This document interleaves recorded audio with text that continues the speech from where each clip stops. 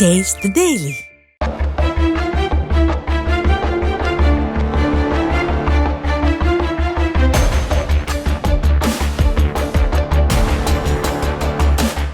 నమస్కారం అండి అందరికీ. ఈరోజు పామిడి మండలంలోని గదిరాంపల్లి విలేజ్ దగ్గరలో ఉన్నటువంటి నేషనల్ హైవేలో మన ఎలక్షన్ కోడ్ అమల్లో ఉన్నందున వెహికల్స్ చెక్ చేస్తూ ఉండగా మనకు ఇక 4 కంటైనర్లు వరుసగా రావడం జరిగింది. ఈ యొక్క 4 కంటైనర్లు పోలీస్ స్టిక్కరింగ్తో రావడంతో మాకు అనుమానం వచ్చి వెహికల్స్ని ఆపి చెక్ చేస్తున్నాము. చెక్ చేస్తున్న సందర్భంలో ఈ యొక్క ఒక్కొక్క వెహికల్లో 500 కోట్లు, 4 వెహికల్స్ కలిపి సుమారుగా 2000 కోట్ల రూపాయలు అమౌంట్ని కేరళ కొచ్చి నుంచి హైదరాబాద్ తరలిస్తున్నట్టుగా మాకు ప్రాథమిక సమాచారం చేరింది.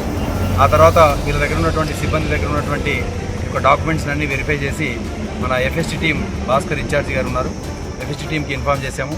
అదేవిధంగా రిటర్నింగ్ ఆఫీసర్ శ్రీనివాస్ రెడ్డి సార్కి, అదేవిధంగా డిస్ట్రిక్ట్ కలెక్టర్, ఎస్పీ గారికి అందరికీ కూడా ఇన్ఫామ్ చేశాము.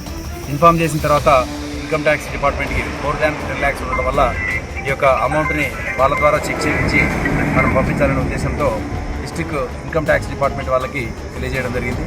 వాళ్ళు వెంటనే స్పందించి ఇక్కడికి వచ్చి వాళ్ళ దగ్గర ఉన్నటువంటి బిల్స్ అన్నింటినీ కూడా చెక్ చేసి ఇవి ఐడిఐ బ్యాంక్ దగ్గర నుంచి ఒక 500 కోట్ల రూపాయలు, అలాగే ఐసిఐసిఐ బ్యాంక్వి 500 కోట్ల రూపాయలు, ఫెడరల్ బ్యాంక్ ఆఫ్ ఇండియా 1000 కోట్ల రూపాయలుగా నిర్ధారించి ఇవి కొచ్చి నుంచి హైదరాబాద్లో ఉన్నటువంటి ఆర్బీఐ బ్యాంక్కి తరలిస్తున్నారు అని చెప్పేసి మనకు తెలియదు.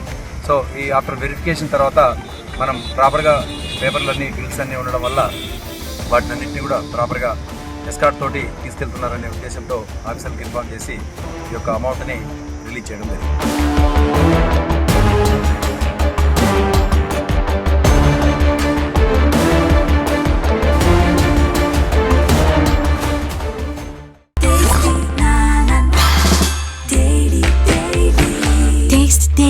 Taste the Daily.